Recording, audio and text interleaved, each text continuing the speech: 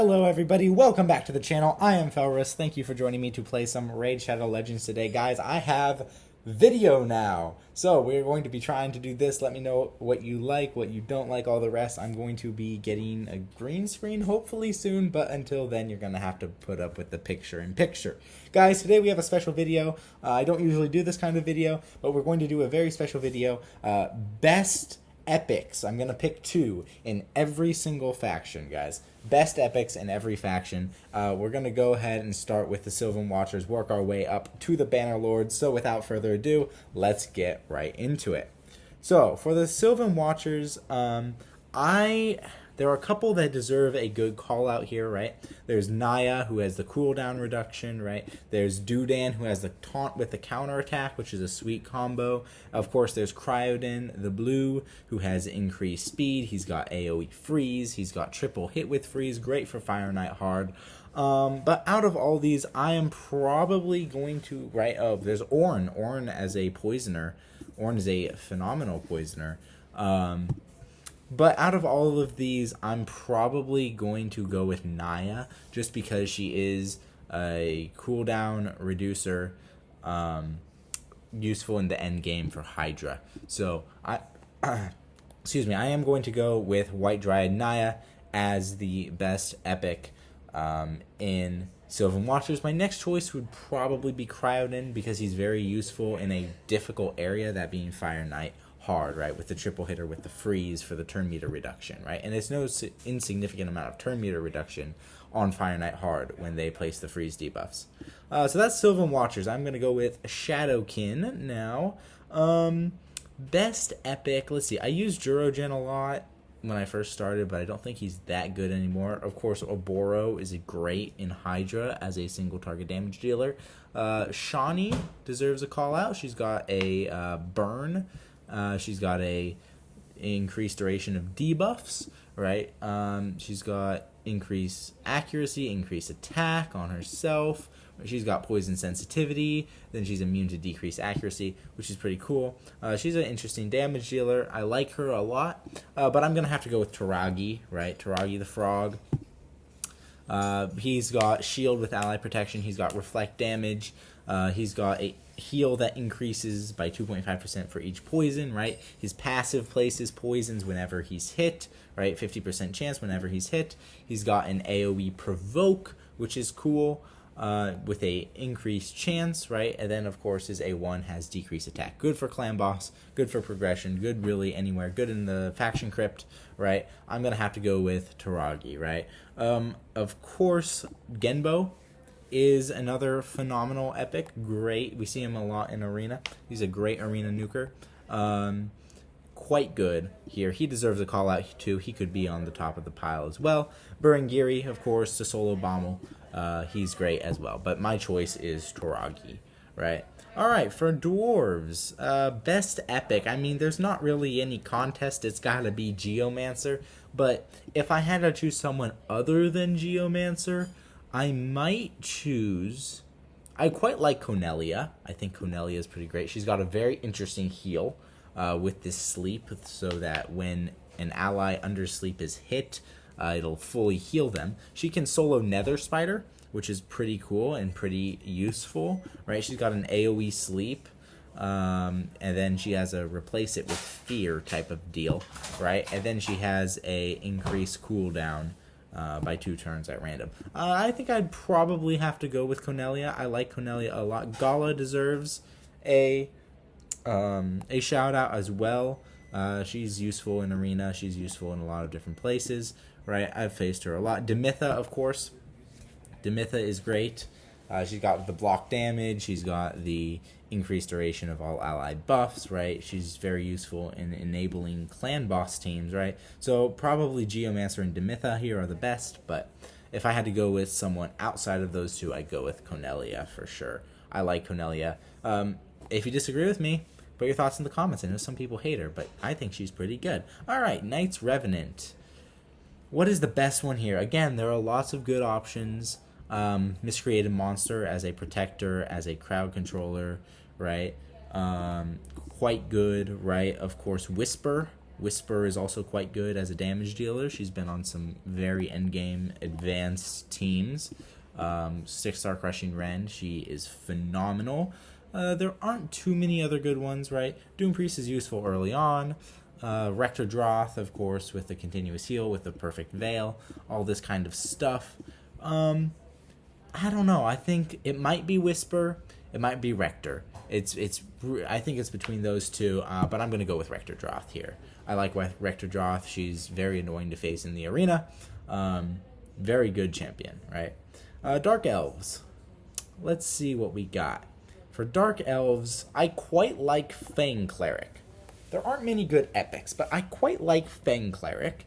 The reason is because he can be a very handy reviver in limited content. He's got a very good revive. He has a revive ally with 30% HP, placing unkillable and continuous heal, right? Then he has a 2-turn heal, right, which is based on his own max HP, and fills turn meter if they are fully healed, places Veil if they are not fully healed, right? And then his A1 has a 75% chance of transferring a random debuff, right? And he also has a speed aura, speed in all battles. I think Fang Cleric's pretty underrated. He's not super useful.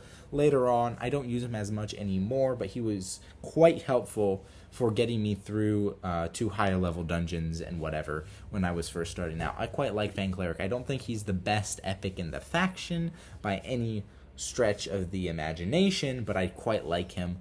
I also quite like Dark Kale. At least I like the look of his kit. I've seen him played. I think he's quite good. Dark Kale might be the best. Madame Ceres might be the best. I think it's really between those two, right? She has a attack. She has a block debuff. She has a true fear, right? She's got a buff strip, which is incredibly valuable anywhere in the game, with decreased attack and decreased defense, which is also very valuable pretty much everywhere in the game. Also, she has a passive shield. So I'm going to go with Madame Ceres. You're free to disagree with me, but I think Madame Ceres is the best Dark Elf epic. Moving right along to Undead Hordes, guys. I don't think there's really any contest here. Well, actually, we do have a couple good ones, right? We've got Golgorab, we've got Seeker, right, who has a nasty turn meter fill, better than Arbiters, which is very interesting. We've got Husk, who has the max HP hit, right, with a stun. He's good. We've got Vogoth here with the provoke, right, decrease attack, right. Whenever he's attacked, he heals all allies, right.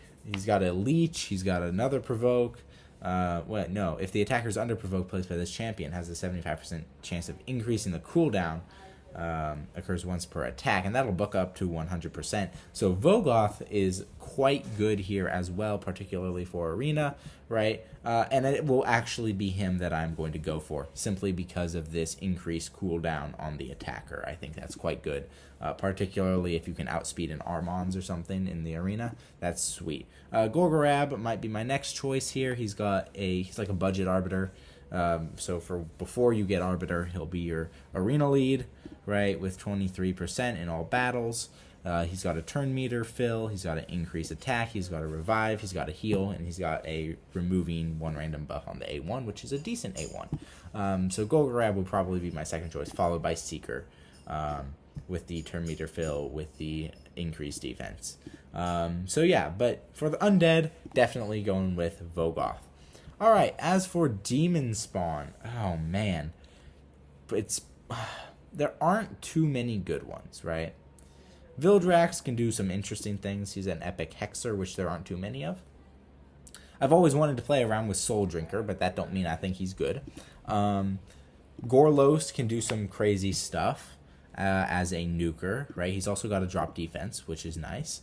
Dur can be a good early game reviver, right? He's got a continuous heal, he's got a reflect damage, he's got a A1 stun, not bad. But the choice, Umbral. There is Umbral as well. I gotta give her a shout out. Attacks all enemies with the provoke for 2 turns, unkillable for 2 turns, block active skills on this champion for 5 turns, and the block active skills is protected, right? Attacks all enemies with a block buffs, right? She's very good for locking out arena teams, locking out waves, all that kind of stuff with the provoke. So she's good. And then Magnar as well. Magnar is quite the nuker. He's got a debuff spread. He's got a increased duration of HP burn. He has an extra hit on enemies without HP burn.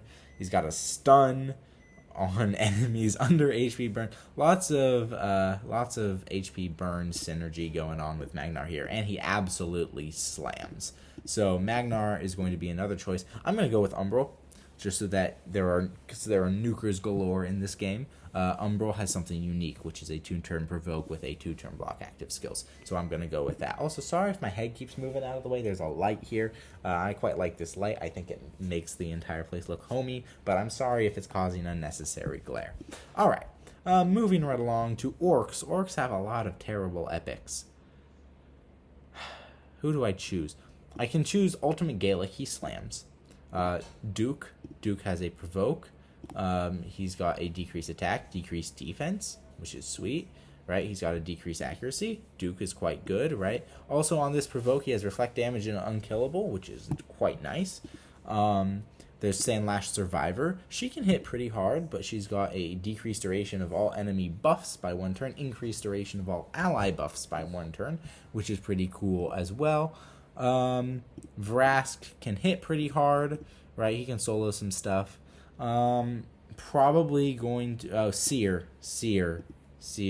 How could I forget good old Seer, right? With the Karma Burn to wipe waves, and it's going to be Seer that I choose for the best epic for Orcs. Wish I had her, but alas, I do not. My Void Shards do not give me good epics, and I don't know why. All right, moving to Skinwalkers. There are some interesting ones, right? Both. Recent acquisition, he's quite good. He's got decreased accuracy. He's got increased accuracy. He's got a partial cleanse, right? Steel Skull, quite good. He's got a full cleanse and a big heal for a target ally. He's got a decent heal and a increased defense on everybody, right? I don't think he's the best, but he certainly deserves a shout out, right? Kemptum has an 80% chance of inflicting damage from 1 poison debuff on enemies under Hex. Whenever allies receive damage from poison debuffs. So he's like a poison hexer kind of dude. He also carries his own hex on this AoE with attack all enemies. So it is going to be a Kemptum, of course, that I choose. Other shout-outs, there aren't many good ones here, but Fane is great in Clan Boss. So we're going to shout out Fane as well. All right, and Lizardmen. Let's see what we got with Lizardmen. I like quite a few of these. Venomage is quite good, right? Quargon, I think Quargon's pretty underrated. He's got a Veil, he's got a heal, he's got increased attack, he's got increased defense, depending on what the champion's type is. I think he's pretty underrated. I think he's pretty cool. I think Jizo, I agree with Ash here. He's pretty cool as well. I like Skathix a lot. He's got a shield, he's got a block debuffs, he's got a steel buff from each enemy. He's got a block damage on himself, which it's a kind of a weird passive for him. It should belong on a reviver in my opinion, but Aox is decent as well. But my choice is of course going to be Venomage, and right next to her, a guy who I have wanted for a long time, Jareg. I think Jareg is old, but still good, right? He's got ally protection, increased defense, continuous heal. He's quite good, I think, for Clan Boss, with a decreased attack on the A1. So I've wanted to play around with Jareg for quite a long time. All right, and Ogryn Tribes, guys, there is a couple here who I really like. Skrank, right, with the HP burns on AoEs, can do some stuff in Spider. Skull Crusher, ally protection and counterattack, one of the only ones with an AoE counterattack in the entire game. Ugo, right, with the heal, with the heal, and then the random debuff cleanse, and then the revive on the same skill, which is pretty interesting, as well as this increased bleed block damage if she's the last one killed. And of course the highlight of her kit being the decreased defense and block buffs on her A2 on an AoE. She is quite good as well. For me, of course, there's Maneater. Right? How can I forget Maneater, the guy who I've been trying to pull forever and can't get, enabling all those clan boss teams, right? Unkillable, block debuffs, Siphon, decreased turn meter, decreased attack, all of that kind of stuff. Maneater is quite good. I quite like him. But as for the best, it is probably going to be Ugo because she can do so much. She's like 3 champions in one. She's got drop defense, block buffs, revive, heal, cleanse, all the rest with leech on the A1. So it is going to be Ugo who takes the day for us, right? Closely followed by Maneater and Skullcrusher, of course. All right, as for Barbarians, I am not super familiar with the Barbarians, right? I quite like Farrakhan. Farrakhan is very good. I made the mistake of feeding him and have not pulled him since. I fed him very early on, right? Increases crit rate, crit damage, and then attacks, ally attacks into a target enemy, which is quite good with HP burn and poison on the A2, right? None of the rest of these I've found are really worth keeping, right? There's Sky Touch Shaman, who has block debuffs and revive on death, right? He's got this weird damages this 10%, right? Heals all allies, places decreased speed on this champion.